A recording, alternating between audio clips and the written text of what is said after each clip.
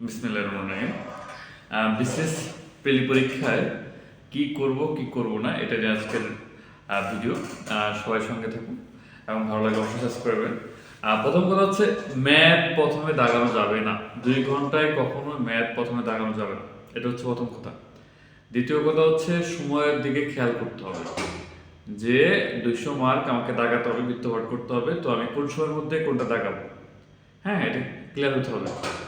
আর ম্যাথের যে বিষয়টা বললাম সেটা কেন দেখানো যাবে না, আপনি যতই ম্যাথে এক্সপার্ট হন না কেন, 15টা অঙ্ক থাকবে, 15টা অঙ্ক হয়তো 10টা 11টা সহজ হয়, কিন্তু 3-4টা অঙ্কে আপনার অনেক সময় নষ্ট করবে, যা আপনার পরবর্তী পরীক্ষায় মানে অর্থাৎ বাকি যে সময়টুকু সেটা মেন্টাল প্রেশার ক্রিয়েট করবে।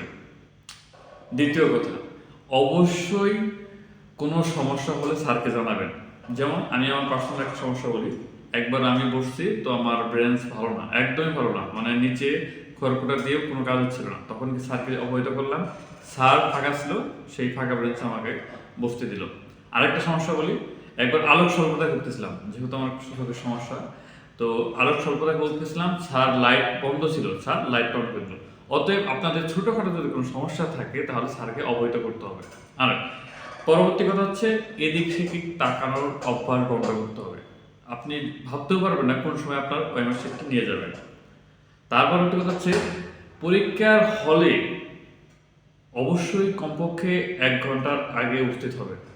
যদিও আধা ঘন্টা পরে ঢুকতে দেয়, কিন্তু পরীক্ষার হলের পাশে আপনি অবস্থান করবেন, কখনোই তাড়াহুড়ো করে পরীক্ষার হলে পৌঁছাবেন না। এটা করে মেন্টাল প্রেশার ক্রিয়েট হয় এবং হচ্ছে অস্থিরতা কাজ করে, যার কারণে সহজ জিনিসও ভুল করে ফেলবে। তার পরবর্তী কথা হচ্ছে কখনোই বেশি দাগাতে যাবেন না। হ্যাঁ, দেখা যাচ্ছে যে আপনি প্রথম ধাপে 100টা দাগিয়ে ফেললেন, তার মানে হচ্ছে প্রশ্ন সহজ হয়েছে। দ্বিতীয় ধাপে যখন দাগাতে যাবেন 50-50 যেগুলো সেগুলো দাগাবেন। এখন হচ্ছে না দাগানোটা কিন্তু আবার খুবই রিস্ক। আমার এক বন্ধু একবার প্রশ্ন খুব সহজ হলো, সে করলো কি 128টা দাগালো, পরবর্তীতে সে কিন্তু উত্তীর্ণ হতে পারে, তার ওভার কনফিডেন্স ছিল কম দাগানোতে।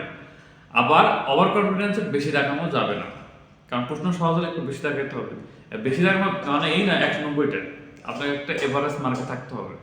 মনে রাখতে হবে, যেমন 2টা দাগালে যদি 50-50 থাকে, তাহলে আপনার একটা হলে কত পাচ্ছেন, 2টা হলে 2 মার্ক পাচ্ছেন। আর যদি একটা হয় তাহলে হচ্ছে 1 মার্ক, আর যদি আরেকটা ভুল হয় তাহলে কি -0.50, তারপর হচ্ছে তার 0.50 পাচ্ছেন। অতএব 50-50% যদি আপনি শিওর থাকেন যে হ্যাঁ অ্যান্সার হতে পারে, তাহলে সেটা কি দাগানো যাবে।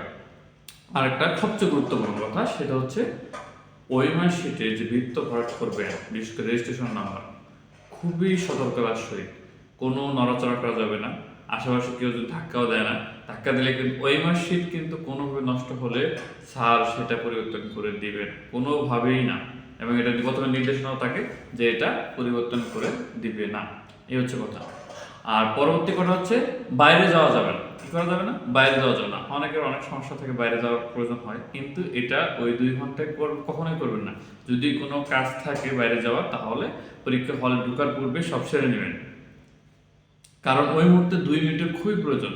যতই প্রশ্ন সহজ হোক, আপনার জন্য ওই 2 মিনিট খুবই কার্যকরী।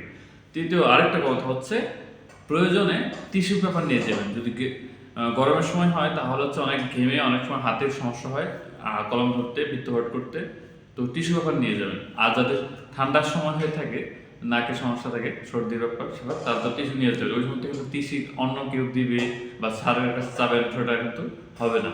তাহলে যার কারণে আপনার অস্বস্তি বোধ হবে, এই হচ্ছে কথা।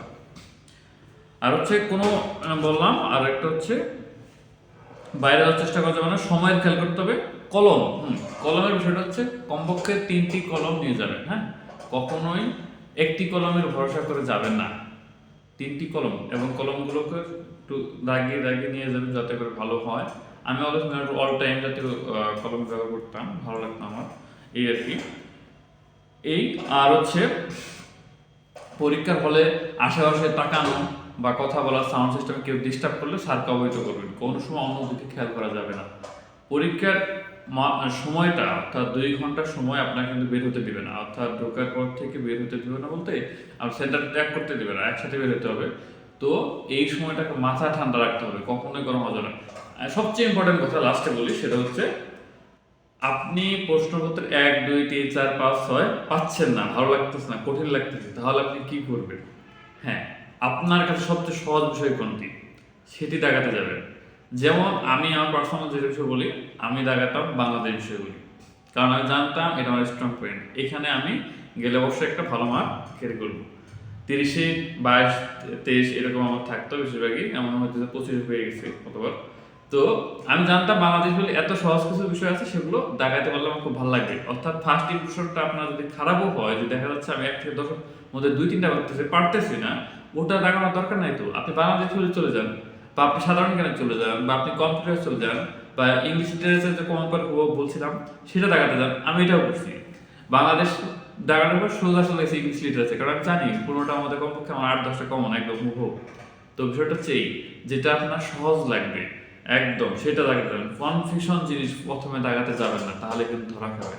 মাথায় ঠান্ডা রেখে একটা গুড মার্ক অ্যান্সার করে বৃত্ত ভরাট করে সুন্দরভাবে চেক করে আসবেন। সর্বশেষ রেজিস্ট্রেশন নাম্বারটা ঠিক আছে কিনা, বোর্ড ঠিক আছে কিনা, সব কিছু ঠিক করে চলে আসবেন।